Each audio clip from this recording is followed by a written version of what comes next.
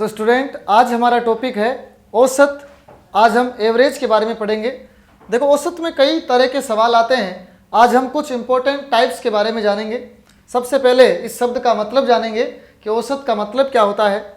आप सबको पता है कि जब भी हम औसत लिखते हैं, औसत का मतलब होता है योग बटे संख्या। जब भी आप औसत का कोई भी सवाल करेंगे तो औसत का आपको मतलब पता होना चाहिए कि औसत का मतलब होता है योग बटे संख्या। मतलब ये योग किसी का भी हो सकता है, राशियों का योग भी हो सकता है। अगर कोई गेंदबाज है तो उसके रनों का योग भी हो सकता है। अगर ये बल्लेबाज है तो उसके रनों का योग होगा। तो तरह तरह के सवाल पूछे जाते हैं। अगर ये संख्याएं हैं तो संख्याओं का योग होगा। तो पूरे चैप्टर में हमें यही समझना है कि औसत बराबर होता है योग बटे संख्या। तो अगर आप लिखना चाहते हैं योग क्या हो जाएगा बताओ? योग बराबर संख्या गुणा क्या हो जाएगा? औसत हो जाएगा। मतलब ज्यादातर सवालों में औसत का फॉर्मूला नहीं लगेगा, योग का फॉर्मूला लगेगा। तो ध्यान रखेंगे, योग होता है संख्या गुणा औसत। अब देखो, योग तरह तरह का हो सकता है। अगर आप कोई बल्लेबाज है तो देखो, बल्लेबाज रन बनाएगा तो वहां पर योग किसका हो जाएगा? रनों का योग हो जाएगा। देखो, पूरे चैप्टर के पहले बेसिक बात कर रहे हैं कि सवाल किस तरीके से पूछे जाते हैं। अगर सवाल बल्लेबाजी का है तो योग किसका हो जाएगा? रनों का योग। तो योग बराबर संख्या किसकी होगी? बल्लेबाज तो रन पारियों में बनाएगा, तो यहां पर पारियों की संख्या होगी। यहां पर संख्या किसकी होगी? पारियों की संख्या होगी। और ये संख्या गुणा किससे हो जाएगी? औसत से हो जाएगी। कहने का मतलब है, अगर ये सवाल आयु का है, बहुत सारे सदस्यों की आपको आयु दे रखी है, तो हम योग किसका करेंगे बताओ? आयु का योग करेंगे। तो बताओ, आयु का योग क्या हो जाएगा? योग तो होता है संख्या गुणा औसत। जब आयु का सवाल होगा तो आयु तो आदमियों की होती है, तो संख्या किसकी होगी? सदस्यों की संख्या होगी। कितने सदस्य होंगे? और ये सदस्यों की संख्या जब औसत आयु से गुणा हो जाएगी तो क्या आ जाएगा? आयु का योग आ जाएगा। इसी तरीके से अगर सवाल आपका संख्याओं का आता है तो योग किसका हो जाएगा बताओ? संख्याओं का योग हो जाएगा। तो संख्याओं का योग होगा, तो बताओ संख्याओं का योग क्या होगा? संख्याएं। संख्या किसकी होगी? नंबर ऑफ संख्याएं, मतलब संख्याओं की संख्या। कितनी सारी संख्याएं हैं, तो संख्याओं की संख्या। और उन संख्याओं को जब औसत से गुणा करोगे तो आपको क्या मिल जाएगा? योग मिल जाएगा। तो ये तो औसत का बेसिक मतलब है। औसत होता है योग बटा संख्या। ये योग किसी का भी हो सकता है। अगर आप रनों का योग करना चाहते हैं तो पारियों की संख्या औसत से गुणा होगी। अगर आप आयु का योग करना चाहते हैं तो सदस्यों की संख्या को औसत से गुणा करेंगे। अगर आप संख्याओं का योग करना चाहते हैं तो संख्याओं की संख्या किससे गुणा होगी? औसत। कहने का मतलब है कि इस पूरे चैप्टर में हम इस बेसिक तथ्य को हमेशा आधार मानेंगे कि योग क्या होता है? संख्या गुणा औसत होता है। कि बेसिक बातें ही आगे बड़े सवालों में अपना आधार तैयार करेगी। तो हमने सबसे पहले इस शब्द का मतलब जाना कि औसत का मतलब क्या होता है। अब इस औसत में तरह तरह के सवाल बनते हैं। जैसे कई तरह के सवाल हम जानेंगे। पहले टाइप के जो सवाल औसत में बनते हैं वो होते हैं संख्याओं पर आधारित प्रश्न। संख्याओं पर आधारित प्रश्न, मतलब आपने देखा होगा कि तरह तरह के इसमें सवाल बनते हैं। प्राक संख्याओं का औसत पूछ लिया जाता है, प्राप्त संख्याओं के वर्गों का औसत पूछ सकता है, घनों का औसत पूछ सकता है, सम संख्याओं का औसत पूछ सकता है, विषम संख्याओं का औसत पूछ सकता है, गुणजों का औसत पूछ सकता है, समांतर श्रेणी के पदों का औसत पूछ सकता है। मतलब बहुत सारे सवाल संख्याओं पर आधारित बनते हैं। उसके बाद अगला सवाल होता है, कई बार आयु वाले सवाल होते हैं, तो ये आयु पर आधारित प्रश्न भी आ जाते हैं। मतलब औसत में तरह तरह के टाइप हम पढ़ेंगे। संख्याओं पर आधारित प्रश्न हो गए, आयु पर आधारित प्रश्न हो गए। उसके बाद कई सारे सवाल ऐसे होते हैं जो गेंदबाजी पर आधारित होते हैं। बहुत इंपॉर्टेंट सवाल बनते हैं गेंदबाजी पर आधारित प्रश्न। गेंदबाजी पर आधारित प्रश्न हम किस तरीके से सोल्व करते हैं। उसके बाद औसत में एक और इंपॉर्टेंट टाइप होती है, बल्लेबाज है वो कई तरीके से रन बनाता है, पारियों की संख्या दे दी जाती है, औसत दे दिया जाता है और ये सवाल बना दिए जाते हैं। तो अगली टाइप होती है कि बल्लेबाजी पर आधारित सवाल हम किस तरीके से सोल्व करते हैं। बल्लेबाजी पर आधारित प्रश्न। इसके अलावा भी कई सारे सवाल बनते हैं। कई बार सप्ताह वगैरह होते हैं, सप्ताह के तापमान दे दिए जाते हैं, उन तापमानों का औसत दे दिया जाता है, तो तापमान पर आधारित सवाल भी हम करेंगे। तापमान पर आधारित प्रश्न के बारे में भी हम जानेंगे। कहने का मतलब है बहुत सारे सवाल हम करेंगे। कई सारे सवाल ऐसे होंगे जिसमें ट्रांसफर होगा, स्थानांतरण होगा। जैसे एक आदमी की जगह अगर दूसरा आदमी आ जाता है तो औसत इतना बढ़ जाता है, दो आदमियों की जगह दूसरे आदमी स्थानांतरित हो जाते हैं तो औसत पर यह प्रभाव होता है। मतलब पूरे औसत में हम अलग अलग तरीके के सवालों के बारे में जानेंगे। तो आज हम एक महत्वपूर्ण टॉपिक के बारे में जान रहे हैं, संख्याओं पर आधारित प्रश्नों को हम किस तरीके से सोल्व करेंगे। फिर सिस्टमेटिक हम ये सारे टाइप्स जानेंगे। तो संख्याओं पर आधारित प्रश्न औसत में किस तरीके से पूछे जाते हैं। तो पहली टाइप के बारे में हम डिस्कस कर रहे हैं कि संख्याओं वाले सवालों को हम कैसे सोल्व करेंगे। संख्याओं पर आधारित प्रश्न, देखो संख्याओं पर आधारित प्रश्न भी कई तरीके से पूछे जाते हैं। इसके लिए आपको कुछ बेसिक बातें पता होनी चाहिए। पहला सवाल तो यही बनता है कि प्रथम n प्राप्त संख्याएं होती है, प्रथम n प्राप्त संख्याओं का औसत क्या होता है। प्रथम जो n प्राप्त संख्याएं होती है उनका औसत क्या होता है। मैंने आपको बार बार बताया है कि औसत का मतलब होता है योग बटे संख्या होता है। अब आपको ये जानकारी होनी चाहिए कि प्रथम जो n प्राप्त संख्याएं होती है जिनकी शुरुआत 1 से होती है उनका योग क्या होता है, n प्लस 1 बटे 2 होता है। और भाग किसका लग रहा है, कितनी संख्याएं हैं, n है, तो एक n से एक n कट गया और क्या आ गया बताओ, n प्लस 1 बटे 2। तो हमेशा ध्यान रखेंगे अगर प्रथम n प्राप्त संख्याओं का औसत आपको पूछा जाता है तो वो n प्लस 1 बटे 2 होता है। तो इस बात का ध्यान रखेंगे। अगला सवाल इसमें क्या आता है, जिस तरीके से प्राप्त संख्याएं हैं, ये तो प्राप्त संख्याओं का औसत है। अगला सवाल आता है प्राप्त संख्याओं के वर्गों का औसत क्या होता है। देखो दूसरा सवाल इसमें यह बनता है प्रथम n प्राप्त संख्याओं के वर्गों का औसत क्या होगा। तो औसत का तो एक ही फॉर्मूला है, आपको बार बार बताया जा चुका है कि औसत होता है योग बटे संख्या।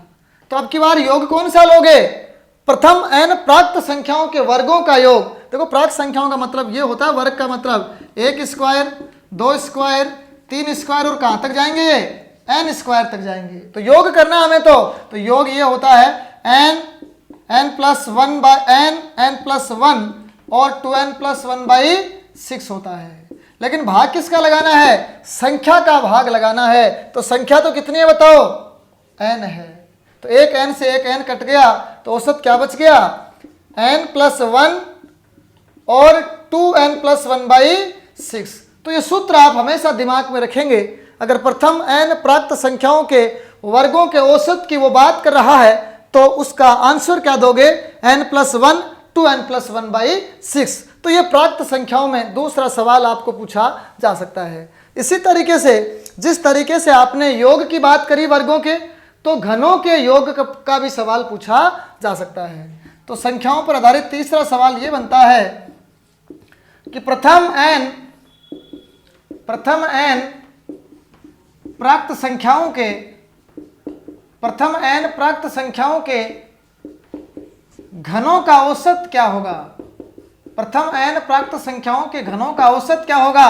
औसत का तो आपको सबको पता है क्या होता है, योग बटा संख्या होता है। अब की बार योग किसका लेना है, प्रथम n प्राप्त संख्याओं के घनों का लेना है। तो हमेशा याद रखेंगे घनों का योग होता है n प्लस 1 बाई 2। जो प्राप्त संख्याओं का योग हुआ करता था उसका क्या होता है, होल स्क्वायर होता है। ये होता है प्राप्त संख्याओं के घनों का योग। और संख्या कितनी है, यहाँ पर संख्या का भाग लगेगा, संख्या तो कितनी है, n है, n का भाग लगा दिया जाएगा। तो पहले फॉर्मूले को थोड़ा सरल कर लो, n स्क्वायर और n प्लस 1 का होल स्क्वायर और 2 की घात 2 कितनी होगी, 4, और ये n गुणा में आ जाएगी। तो एक n से एक n कट गया तो क्या बचा भाई, n प्लस 1 का होल स्क्वायर बटे 4। तो ये होता है प्रथम n प्राप्त संख्याओं के घनों का औसत। तो ध्यान रखेंगे 3 बातें हम जाने हैं, प्राप्त संख्याओं का औसत क्या होता है, वर्गों का औसत क्या होता है, घनों का औसत क्या होता है। एक सवाल आता है सम और विषम संख्याओं का। देखो ध्यान रखो, जितनी भी प्राप्त संख्याएं होती है उनमें आधी तो सम होती है और आधी विषम होती है। तो विषम और सम के बारे में हम जानेंगे। चौथा सवाल इनमें यह बनता है कि प्रथम n सम संख्याओं का औसत क्या होगा। तो सम संख्याओं का औसत होता है योग बटे संख्या। तो ध्यान रखना, योग होता है सम संख्याओं का n प्लस 1, और संख्याएं कितनी है, n है, तो n का भाग लगा देते हैं। एक n से एक n कट गया तो क्या बच गया बताओ, n प्लस 1। प्राप्त संख्याओं का औसत तो होता था n प्लस 1/2, और सिर्फ सम संख्याओं का औसत क्या होता है, n प्लस 1। इसी प्रकार से 5वां सवाल इनमें बनता है कि प्रथम n विषम संख्याओं का औसत क्या होगा। प्रथम n जो विषम संख्याएं होती है उनका औसत क्या होगा। तो औसत तो होता है योग बटा संख्या। तो ध्यान रखेंगे, प्रथम जो n विषम संख्याएं होती है उनका योग तो होता है n स्क्वायर, और संख्याएं कितनी है, ये n है। तो एक n से एक n कट गया और कितना आ गया, n आ गया। तो ये बेसिक 5 सवाल आपको प्राप्त संख्याओं, सम संख्याओं और विषम संख्याओं पर पूछे जा सकते हैं। तो एक बार मैं रिव्यू करा देता हूं थोड़ा सा। इनमें देखो सवाल किस तरीके से बनेंगे। प्रथम n जो प्राप्त संख्याएं आपको बताई थी, प्राप्त संख्याओं का औसत ध्यान में रखेंगे। क्या बताया था, n प्लस 1/2 बताया था। देखो फॉर्मूला क्या होता था, n प्लस 1/2, n से n कट गया। इसी तरीके से प्राप्त संख्याएं हैं प्रथम, लेकिन सम है सिर्फ, ये तो प्राप्त संख्याओं का औसत है। अगर सम है, अगर ये सिर्फ समी संख्याएं हैं तो सम का औसत क्या हो जाएगा, ये 2 गायब हो जाएगा, कितना बचेगा, n प्लस 1 बच जाएगा। इसके बाद एक विषम का डिस्कस हमने किया था। प्रथम जो विषम संख्याएं हैं उनका औसत क्या हो जाएगा, अब ये 1 भी गायब हो जाएगा तो कितना बचेगा, n। तो ये 3 बेसिक लॉजिक से आप दिमाग में रखेंगे। प्राप्त संख्याओं का औसत n प्लस 1/2, सम संख्याओं का औसत 2 को भी हटा दो तो कितना बचेगा, n प्लस 1, और विषम संख्याओं का औसत इस 1 को भी हटा दो तो कितना बचेगा, n बचेगा। तो अब देखो इनके ऊपर हम सवाल करते हैं 1-2, ताकि हमारे सवाल थोड़े कंसेप्ट क्लियर हो जाए। जैसे सवाल आ गया, मान लो प्रथम 20 प्राप्त संख्याओं का औसत, प्रथम 20 प्राप्त संख्याओं का औसत अगर आपको पूछ लेता है तो आपको आंसर क्या दोगे, आप डायरेक्ट आंसर देना है आपको। प्रथम n प्राप्त संख्याओं का औसत मैंने क्या बताया था, औसत होता है n तो होता नहीं, n तो कट जाता है, तो n प्लस 1/2 होता है।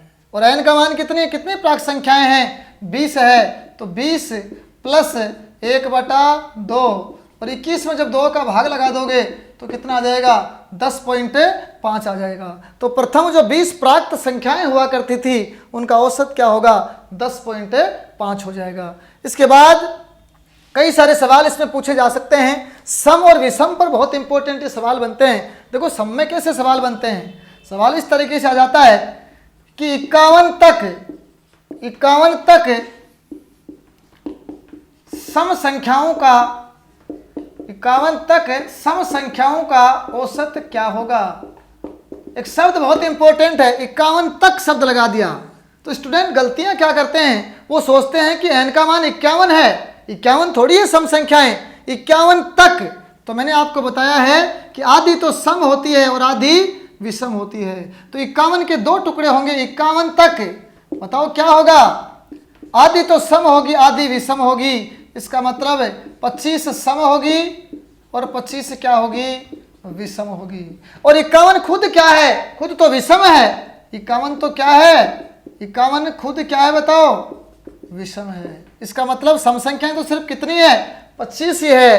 तो बताओ n का मान तो सिर्फ कितना है भाई, 25 है। n का मान मिल गया तो बताओ सम संख्याओं का औसत क्या होता है। सम संख्याओं का औसत तो n+1 होता है। ये मैंने आपको बताया था कि सम संख्याओं का औसत तो n+1 होता है। तो 25 में आप 1 जोड़ दोगे तो कितना आ जाएगा? 26 आ जाएगा। तो ध्यान रखेंगे सम संख्याओं का औसत में यही गलती होती है कि तक शब्द का इस्तेमाल अगर हो जाता है तो आपको देखना होता है आधी तो सम है और आधी विषम है। इसी तरीके से मान लो सवाल आ गया, आपको ऐसे पूछा जाता कि प्रथम 200 सम संख्याओं का औसत है। प्रथम 200 सम संख्याओं का औसत है। तो यहां तो n का मान अब कितना है बताओ? यहां तो 200 ही सम संख्याएं हो गई, तो n का मान तो कितना है भाई? 200 ही है। n का मान 200 है तो औसत तो आपको सबको पता है। औसत क्या होता है सम संख्याओं का? बस 1 जोड़ना है, n+1, और 200 में जब 1 जोड़ दोगे तो बताओ औसत कितना आ जाएगा? 201 आ जाएगा। तो औसत सम संख्याओं का आपने जाना है। इसी तरीके से विषम संख्याओं पर भी सवाल बनते हैं। एक तो उस तक वाले सवाल का ध्यान रखना है, ये तक वाला सवाल गलत कर देता है। जैसे कि मैं सवाल लिख रहा हूं, जैसे मैंने लिखा कि 91 तक विषम संख्याओं का औसत क्या होगा। मैंने एक सवाल लिखा कि 91 तक विषम संख्याओं का औसत क्या होगा। 91 तक विषम संख्याओं का औसत क्या होगा, यह सवाल मैंने आपके समक्ष रखा।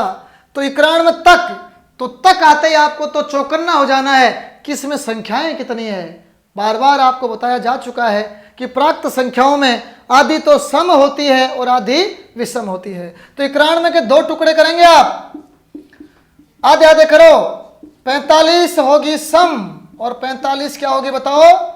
विषम होगी। लेकिन 91 खुद क्या है? 91 खुद भी क्या है? विषम है। तो 45 तो ये हो गई और एक ये खुद हो गई। तो बताओ 45 और एक कितनी हो गई? 46 हो गई। इसका मतलब n का मान 91 नहीं था, कितना था? 96 था। तो ये गलतियां हो सकती है। तो n का मान आ चुका है 46, n का मान आ गया 46। और अब तो आपका फॉर्मूला काम कर जाएगा। आपको पता है कि प्रथम विषम संख्याओं का औसत क्या होता है? उतना ही होता है जितनी संख्याएं होती है। तो n का मान कितना आ गया? 46 आ गया। तो जब तक शब्द का इस्तेमाल होता है तो थोड़ी सी सावधानी आपको रखनी है। अगर सवाल इस तरीके से आ गया होता, प्रथम 50 विषम संख्याओं का औसत क्या होगा? प्रथम 50 विषम संख्याओं का औसत क्या होगा। यहां पर आप देख पा रहे हैं कि n का मान कितना है?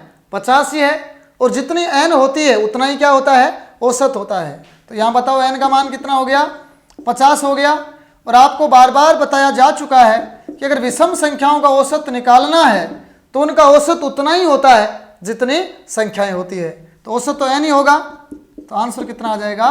50 आ जाएगा। तो इस तरीके से आपको प्राक संख्याओं का औसत पूछा जा सकता है, विषम संख्याओं का औसत पूछा जा सकता है, सम संख्याओं का औसत पूछा जा सकता है। अब देखो इसमें एक और इंपॉर्टेंट सवाल बन जाता है कई बार कि सबसे बड़ी तथा सबसे छोटी विषम संख्या ज्ञात करना। एक बहुत इंपॉर्टेंट टाइप होती है। बात यहाँ सम और विषम की चल रही है, तो ये सवाल भी कई कंपटीशन में पूछा गया है। सबसे बड़ी तथा सबसे छोटी विषम या सम संख्या, मतलब ये इंपॉर्टेंट सवाल होता है कि सबसे बड़ी तथा सबसे छोटी सम या विषम संख्या पूछी जाती है। तो ये सवाल किस तरीके से आता है, इसकी डायरेक्ट अप्रोच में आपको बताता हूं। सवाल इस तरीके से आएगा कि 20 क्रमागत सम संख्याओं का औसत, 20 क्रमागत सम संख्याओं का औसत 51 है। सवाल क्या है? 20 क्रमागत सम संख्याओं का औसत 51 है। इतनी जानकारी आपको दी जाएगी। सवाल क्या पूछा जाएगा? सबसे बड़ी तथा सबसे छोटी सम संख्या क्या होगी। इस तरीके से आपको सवाल पूछा जाएगा। देखो सवाल ये दोनों के लिए सेम होता है, चाहे क्रमागत सम हो चाहे विषम हो, दोनों का तरीका सेम होता है। सवाल है 20 क्रमागत सम संख्याओं का औसत, 20 क्रमागत सम संख्याओं का औसत, ये औसत है भाई, 20 क्रमागत सम संख्याओं का औसत 51 है। सबसे बड़ी तथा सबसे छोटी सम संख्या क्या है? देखो इसकी डायरेक्ट अप्रोच मैं आपको बता रहा हूं। इसकी ट्रिक क्या है? इसकी ट्रिक ये होती है कि जितनी भी संख्याएं होती है उसमें से एक कम कर दो। यहां पर कितनी संख्याएं? 20, मतलब जितनी भी संख्याएं आपको दी गई उसमें से एक कम कर दो। तो संख्याएं तो 20 थी, 20 में से एक कम करो, कितना बचेगा? 19। अब दो सवाल पूछे जाते हैं, एक तो सबसे बड़ी, एक तो पूछा जाता है सबसे बड़ी और एक पूछा जाता है सबसे छोटी। ये दो ही सवाल पूछे जाते हैं, सबसे बड़ी और सबसे छोटी। तो आपको क्या करना है? जो आपका औसत हुआ करता था, सबसे बड़ी पूछा जाता है तो प्लस कर दो जो आपने एक कम किया था। तो औसत प्लस 19, तो औसत कितना था? 51 था। 51 प्लस 19 कितना आ जाएगा बताओ? 70 आ जाएगा। तो सबसे बड़ी सम संख्या क्या होगी? 70 होगी। सबसे छोटी, जो औसत आपका हुआ करता था उसमें से ये 19 कम कर दो। बताओ औसत तो कितना था? 51 था, और 51 में से आप कम कर दोगे 19। तो आप देख पा रहे हैं 51 में से 19 कम करेंगे तो 51 में से 19 मैं कम कर देता हूँ। 11 में से 9 गया 2, ये कितने हो गए? 2। 5 में से 2 गया 32। तो कितना हो जाएगा बताओ? 32 हो जाएगा। तो इस तरीके से सबसे बड़ी तथा सबसे छोटी आपको सम संख्या पूछी जा सकती है। अब जरूरी नहीं कि वो सम संख्या ही पूछे, विषम संख्याओं वाले भी सवाल सेम इसी अप्रोच से सोल्व होते हैं। जैसे एक विषम संख्या का एग्जांपल मैं आपको ले लेता हूं। जैसे सवाल है 20 क्रमागत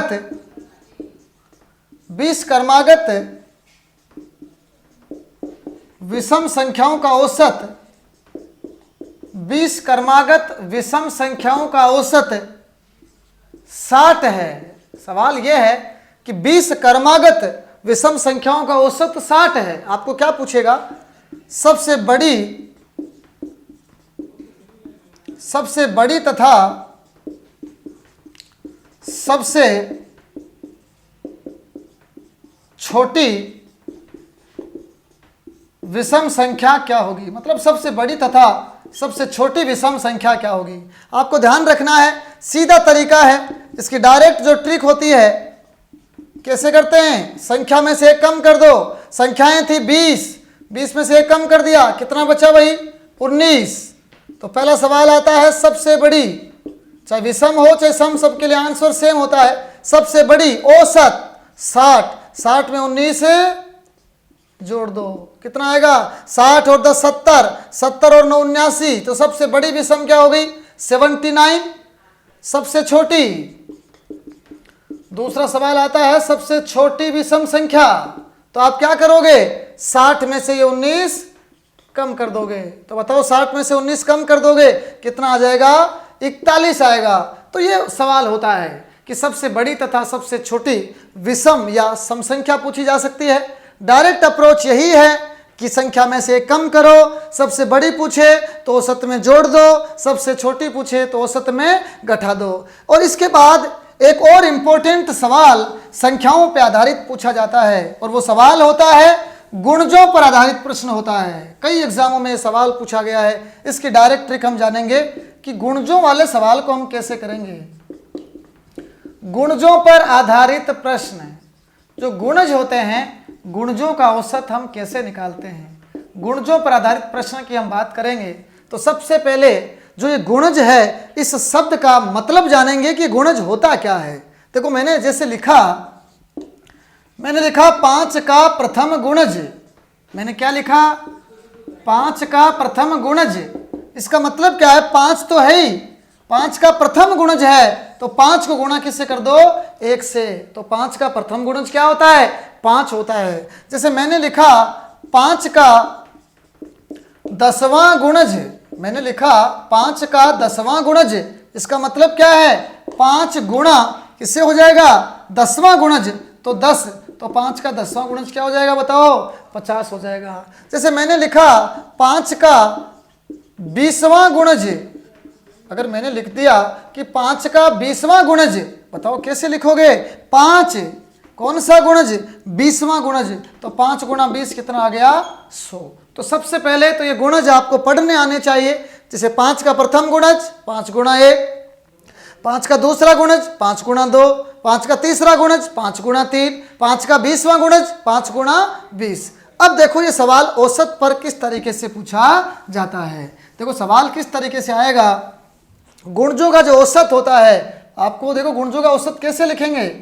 गुणजों का औसत, गुणजों का जो औसत होता है, आप एक तो प्रथम गुणज निकाल लेंगे और एक अंतिम गुणज निकाल लेंगे। तो करना क्या है, सिर्फ प्रथम और अंतिम गुणज लिखने होते हैं।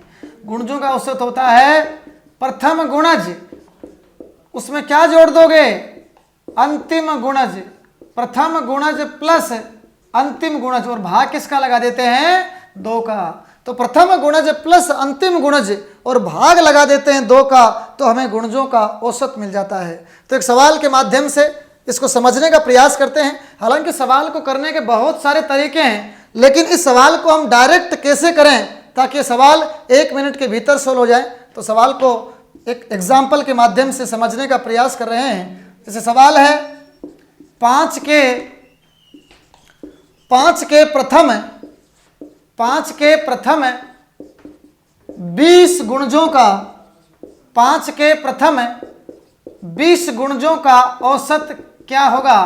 5 के प्रथम 20 गुणजों का औसत क्या होगा? अब आपको पहले तो गुणज लिखने आने चाहिए। बताओ 5 का प्रथम गुणज 5 गुणा 1, 5 का दूसरा गुणज 5 गुणा 2। हमें सारे गुणज नहीं लिखने हैं, हमें तो अंतिम गुणज तक पहुंचना है। 5 का अंतिम गुणज 20 गुणज की बात कर रहा है, तो 5 गुणा 20। और सारे गुणजों में 2 ही गुणज काम के हैं भाई। पहला गुणज 5 गुणा 1, अंतिम गुणज 5 गुणा 20। और अब हम गुणजों का औसत लिख देंगे। तो अभी डिस्कस किया था हमने, गुणजों का औसत क्या लिखोगे? गुणजों का औसत होता है प्रथम गुणज प्लस अंतिम गुणज। जो प्रथम गुणज है उसमें अंतिम गुणज को आप जोड़ दोगे और भाग किसका लगा देंगे? 2 का लगा देंगे, और हमें किसका औसत मिल जाएगा? गुणजों का औसत मिल जाएगा। बताओ प्रथम गुणज तो क्या है? प्रथम गुणज है 5 और अंतिम गुणज 20 गुणा 5 100, और भाग लगा देंगे 2 का। तो 100 में 5 जोड़ा 105/2, 105/2 का मतलब 52.5 हो जाएगा। तो गुणजों का औसत क्या आ गया? 52.5। तो आपने क्या देखा, कितने भी गुणज दे दिए जाए, आपको एक तो प्रथम गुणज लिखना है और एक अंतिम गुणज लिखना है। दोनों को जोड़ करके जैसे ही आप 2 का भाग लगाओगे तो आपको गुणजों का औसत मिल जाएगा। तो ये संख्याओं पर बेसिक सवाल आज हमने किए। आगे जितने भी टाइप्स मैंने लिखी थी सिस्टमेटिक, उन टाइप्स को हम करने का प्रयास करेंगे। तो बहुत बहुत शुक्रिया। जय श्री राम, धन्यवाद। लेकिन ये कि 2 लक्षण होना चाहिए। डेट पहला स्टेप है 1:30 बजे तक, दूसरा स्टेप 3 बजे तक, फिर 4:30 5 बजे तक, और फिर रात की 11 बजे देखने की बात। चलो प्रार्थना करो, टाइम हो गया। वीणा पाणी की अनुकंपा से संकल्प करते हैं कि कठिन परिश्रम उत्कृष्ट लगन समन्वय व पूर्ण आत्मविश्वास के योग से हम अपना लक्ष्य प्राप्त कर रहे हैं तथा भविष्य में भी करते रहेंगे। और जो कुछ करणीय है उसके लिए नहीं शब्द हमारे शब्दकोश में नहीं है। जय श्री राम। आंसर की जल्दी लगानी है।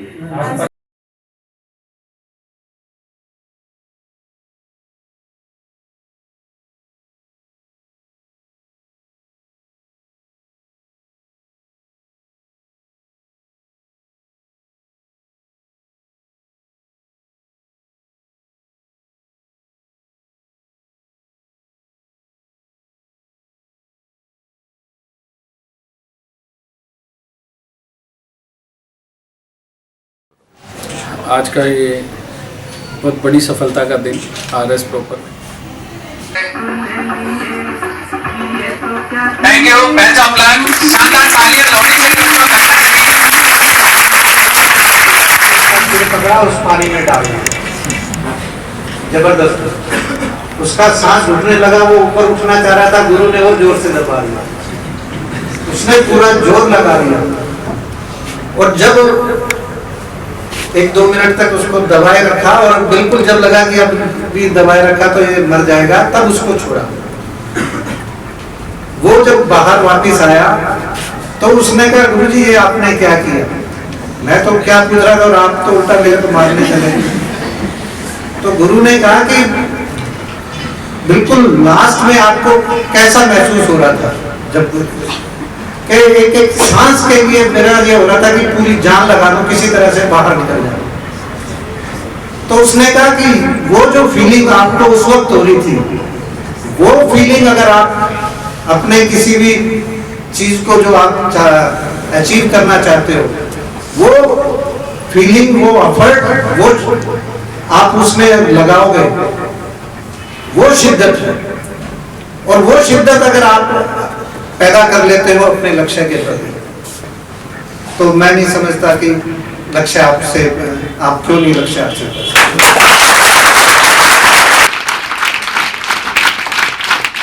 इसके बाद राजस्थान पत्रिका के जनरल हेड विनोद जी चौहान का भी ये विजय स्तंभ है, ये आप सबके भी, आप पे मैं ले रहा हूँ, आपकी विजय के लिए।